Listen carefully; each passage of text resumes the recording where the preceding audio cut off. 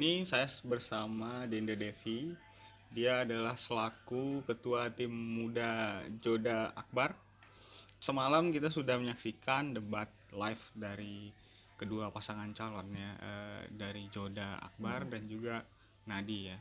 Nah, banyak catatan-catatan yang kemudian terutama untuk pemuda nih, Devi sebagai ketua tim muda yang kemudian banyak memperjuangkan kepentingan pemuda di Kabupaten Lombok Utara ini gitu ya. Nah, mungkin saya mulai bertanya ya soal bagaimana kemudian apa sih yang kemudian dimaksud visi misi dari Joda Akbar kemarin. Oke, sebelumnya kita juga sudah mengundang tim millennials Nadi, tapi kebetulan mereka tidak atau berhalangan untuk hadir. Jadi hari ini kita cuman bersama Devi, mungkin next baru kita undang lagi tim dari millennials Nadi ya. Nah, kembali lagi dari visi misi Joda Akbar sendiri, yaitu visinya adalah bangkit, sejahtera dan religius. Nah, itu seperti apa yang maksudnya itu bangkit, sejahtera dan religius itu? Oke, jadi sebetulnya karena semalam kita sudah menyaksikan debat terbuka calon bupati dan wakil bupati Kabupaten Lombok Utara tahun 2020 ya. Jadi sebetulnya memang agak sedikit disayangkan juga sih, karena saya juga selaku masyarakat gitu ya akan sedikit menyayangkan karena memang di pertengahan penyampaian visi misi itu justru mic-nya audionya hilang audionya hilang gitu. Jadi sekitar 2 menitan itu tidak terdengar oleh masyarakat sebetulnya apa yang ingin mau disampaikan oleh Pak Dhani seperti itu. Nah, terkait tentang bangkit dan sejahtera tadi itu tentunya karena kan kita ini baru selesai menghadapi berbagai bencana gitu ya, mulai dari gempa, kemudian juga disusul dengan pandemi COVID gitu. Jadi itu yang membuat dasar utama kita visi misi ini diangkat seperti itu. Kemudian juga ingin mengembalikan marwah Kabupaten Lombok Utara. Itu sering sekali diucapkan oleh Bapak Johan ketika misalkan di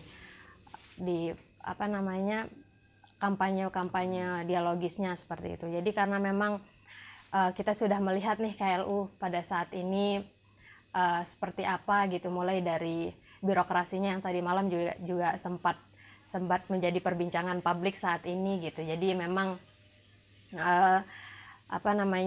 visi misi itu adalah memang landasan bagaimana kita akan bangkit dari apa yang telah terjadi pada saat ini. Artinya saat ini kita sedang terpuruk. Kalau misalkan dibilang terpuruk juga iya gitu, karena memang kan kita habis dilanda musibah gitu loh. Dan kemudian kita membutuhkan nih pemimpin yang merangkul, terus kemudian menghangatkan seperti itu. Kita sebetulnya misalnya pada saat gempa kemarin gitu, kita merindukan sosok pemimpin gitu loh. Masyarakat itu merindukan sosok pemimpin. Kemana pemimpin kita pada saat gempa? Pada saat di masyarakat Kabupaten Lombok Utara dilanda musibah gitu loh, kemana pada saat itu gitu. Jadi itu yang kita rindukan seperti itu. Jadi kalau misalkan dibilang sedang terpuruk, ya kita sedang terpuruk karena memang bencana alam itu gitu. Dan imbasnya adalah kita butuh pemimpin yang mau melihat, mau mendengar apa sih yang sebetulnya dirasakan masyarakat pada saat peristiwa-peristiwa itu terjadi. Pemimpin saat ini tidak melihat dan mendengar? Ya karena memang nggak terlihat juga sih, gitu. Misalnya kayak pada saat gempa misalnya, kemana beliau pada saat itu gitu. Misalnya di desa Sesait misalnya ya, karena memang saya dari situ juga, kemana pada saat itu gitu. Kemudian saat ini kan banyak sekali hal-hal yang terjadi gitu, misalnya mulai dari tempat tinggal gitu. RTG? Ya, mana pemimpinnya gitu. Dia melihat nggak kondisi masyarakat pada saat ini, ada beberapa sebagian yang masih masyarakat itu masih tinggal di tempat pengungsian gitu loh. Meskipun sekarang dalam tahap pembangunan, kenapa nggak segera diselesaikan aja gitu. Jadi kita memang betul-betul membutuhkan pemimpin yang tegas, yang berani gitu, dan yang tidak selalu menyalahkan apa-apa, selalu ini terkendala di pusat, selalu terkendala di pusat. Menurut catatan dari pemerintah kabupaten, bahwa yang RTG yang sudah terbangun dari target itu sekitar 80% atau lebih dari 50% lah, bisa dikatakan seperti itu. Angkanya sekitar 46.000 RTG. Tanggungannya adalah sekitar, kalau tidak salah itu angkanya 77.000. Artinya itu apakah bukan bentuk yang kemudian menjadi istilahnya salah satu bentuk keberhasilan seperti itu? Oke, misalkan sudah ada beberapa yang jadi nih Mas. Kalau misalkan dilihat ya dari bagaimana pesakitan masyarakat pada saat terbentuknya rumah itu seperti apa gitu. Jadi misalnya banyak akses yang untuk mengangkut misalnya material-material itu susah sekali Mas. Dalam jangka berapa tahun itu rumah baru jadi gitu loh. Jadi itu sih sebetulnya terbangun banyak dan tidaknya rumah pada saat itu, apakah itu membuktikan keberhasilan? Tapi lihat dong masyarakat mudah nggak menerima itu semua gitu loh. Misalnya nih, pertama Mas, jarak antara rumah masyarakat itu kadang berada yang di pelosok-pelosok. Mikir nggak gimana cara ngangkut ke dalamnya gitu loh. Artinya, itu yang ngangkut sendiri tuh masyarakat Mas, bukan dibantu oleh tenaga yang diserahkan oleh dari pemerintah gitu loh, atau tukang-tukang yang sudah ada gitu. Tidak Mas, sekalipun itu dari tukang itu dibayar sendiri gitu loh. Artinya Joda sendiri bisa menjamin kebangkitan itu. Sudah ada tertuang di dalam visi misinya Mas. Bagaimana rehabilitasi rumah ini akan segera dipercepat gitu. Seperti apa? Apanya? Seperti apa kecepatannya? Apakah melebihi pemerintahan yang sebelumnya? Bisa melebihi itu? Ya harus bisa. Itulah adanya kami ini Mas. Langkah konkretnya apa? Gitu? Oke. Ya supaya saya bisa yakin bahwa saya harus memilih Joda, atau masyarakat bisa yakin memilih Joda gitu ya. Arah untuk bangkit itu dengan lebih cepat. Jadi sudah sering juga disampaikan gitu ya sama kedua calon, bahwasannya itu adalah tertuang di dalam visi misi kita gitu.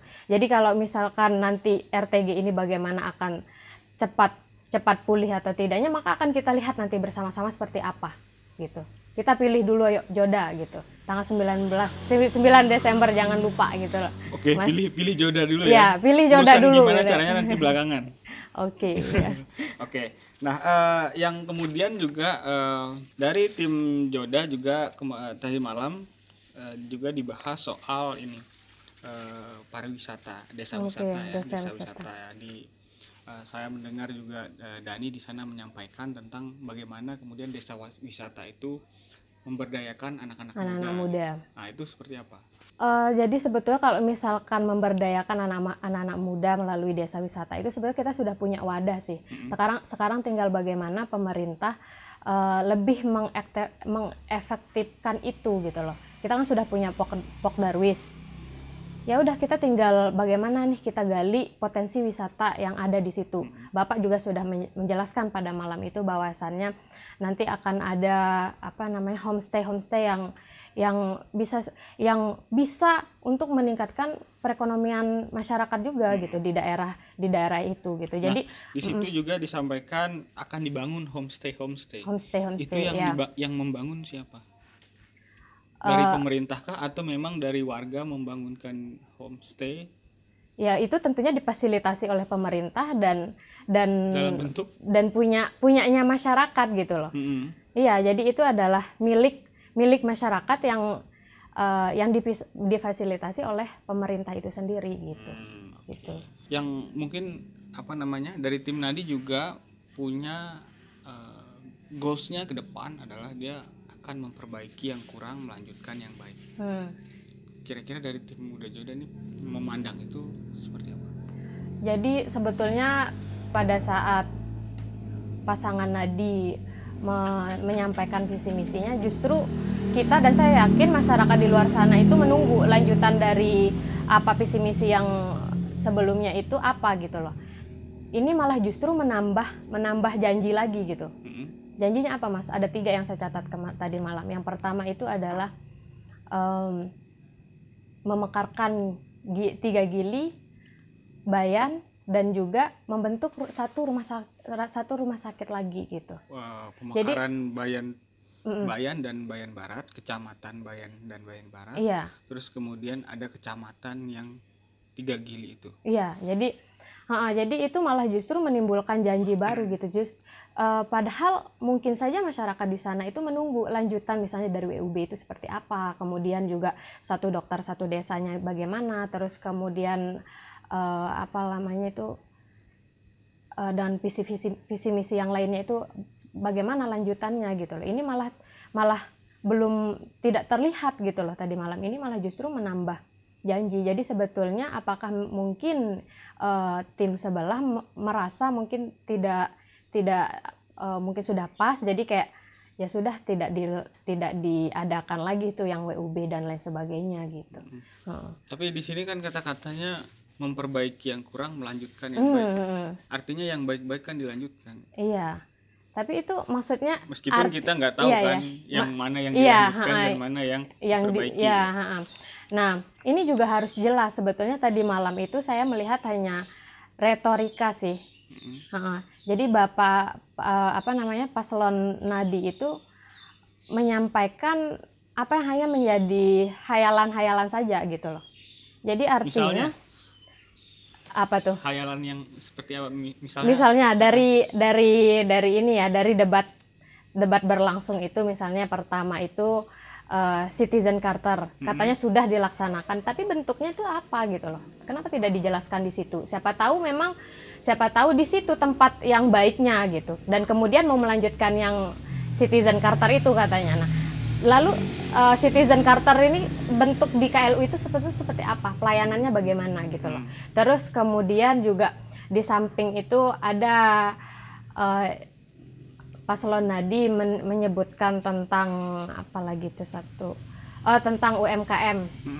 UMKM yang sudah berdaya seperti itu, kemudian sudah dihantarkan sampai ke Singapura katanya seperti itu.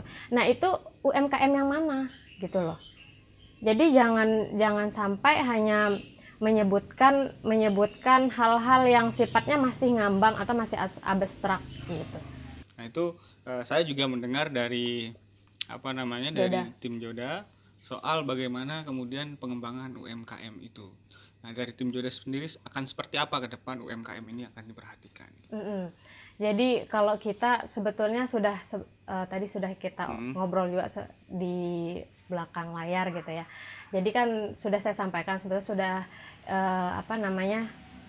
kita sudah sering berkomunikasi dengan Pak Dani gitu, karena memang UMKM ini juga sebagai program unggulannya beliau gitu. Jadi bagaimana UMKM ini adalah sebagai wadah untuk anak muda berkreasi gitu. Misalnya mau menciptakan produk apa, dan itu akan disupport oleh pemerintah seperti itu. Jadi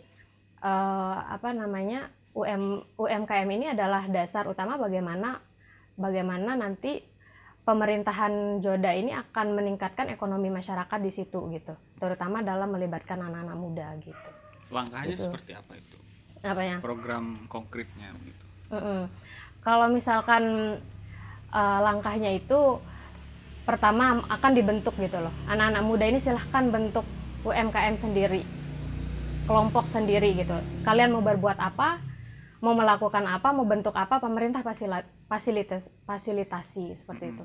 Nah, kalau sebelumnya itu kan ada WUB gitu ya, yang kemudian oleh pemerintah kabupaten sebelumnya. Iya, 3 juta. 3 juta itu dikonversi jadi bantuan barang gitu. Nah, itu bentuk yang istilahnya konkret lah gitu kan. Dia menjanjikan WUB, wira usaha baru. 3 juta per wira usaha. Tapi ternyata diganti pakai uang. Diganti dengan barang gitu. Nah, kalau dari tim Joda sendiri nih, apa nih yang konkretnya gitu dari pengembangan Kalau UMKM? misalkan yang konkretnya itu kan sudah dijelaskan tadi malam di dalam debat itu juga, bahwasannya nanti akan diberikan pinjaman tanpa pinjaman bunga. tanpa bunga ya. Jadi itu sih langkah konkretnya yang bisa kita manfaatkan sebagai UMKM manfaatkan gitu. Oke. Nah, yang menarik juga semalam itu tentang COVID gitu kan. COVID, Di era oke. new normal ini kan kita masih berbicara tentang COVID.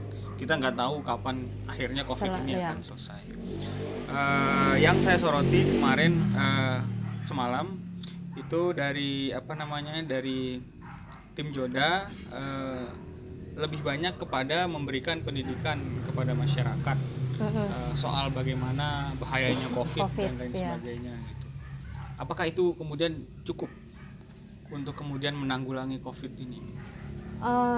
Tentu saja itu awalan gitu. Itu salah satu cara untuk tim Joda menanggulangi itu. Tetapi ada hal-hal lain yang perlu kita lakukan gitu. Karena tapi itu adalah satu dasar yang penting. Jadi pemimpin itu memberikan contoh dulu gitu. Jadi bagaimana masyarakat itu harus memberikan maksudnya masyarakat itu harus diedukasi dengan memberikan contoh oleh panutannya gitu. Jadi sebetulnya kalau misalkan berbicara tentang di luar itu tentunya Bapak pasti ada punya langkah lain selain panutan-panutan seperti yang disebutkan tadi malam gitu. Terus kemudian tentunya akan karena kan pandemi ini tidak hanya berkutat tentang kesehatan saja gitu, tetapi tentang ekonomi berimbas, kemudian pendidikan, pariwisata seperti itu ya. Dan tadi malam pun Bapak sudah menjelaskan gitu bagaimana kita akan bangkit dari pandemi ini gitu.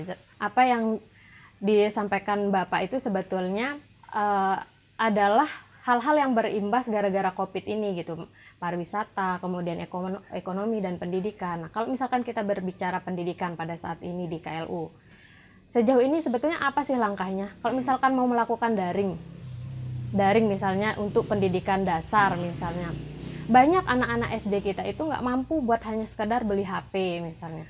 Terus kemudian, nah ini tentu kita juga harus memikirkan secara bersama-sama gitu. Semalam itu disampaikan bahwa ada belajar dari rumah gitu. Iya. Dan juga belajar yang kemudian secara kontekstual, misal seperti yang disampaikan calon nomor 2 gitu kan. Dia menyampaikan belajar secara kontekstual. Misalnya anak SMP ketika dia belajar di rumah itu bagaimana caranya langsung mengukur secara praktek gitu, mengukur tanah apa dan lain sebagainya gitu, katanya seperti itu. Nah, itu seperti apa ya melihatnya? Kalau misalkan ini kan pandemi ini berlangsung pada saat waktu pemerintahan beliau ya, jadi sebetulnya sudah dilakukan apa belum gitu loh, yang pembelajaran kontekstual dan juga daring itu gitu. Setahu saya sekolah-sekolah dasar di tempat saya tinggal itu banyak anak-anak SD-nya itu justru nggak belajar sama sekali gitu loh, entah itu melalui daring ataupun kontekstual pada awal-awal pandemi itu muncul di KLU gitu. Nah justru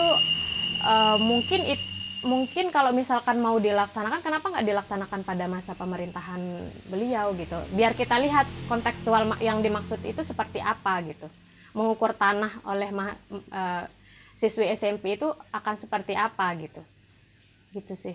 Oke. Tapi harapan kita sih semoga pandemi ini cepat berakhir, jauh-jauh lah ya. Iya, amin. Iya benar. Oke. Nah yang menarik semalam itu soal ini, debat wakil dengan wakil. Oke. Soal merit system. Iya. Itu seperti apa itu merit system gitu? Jadi sebetulnya merit system itu kan menempatkan seseorang sesuai dengan keahlian, sesuai dengan pendidikannya, prestasinya seperti itu. Jadi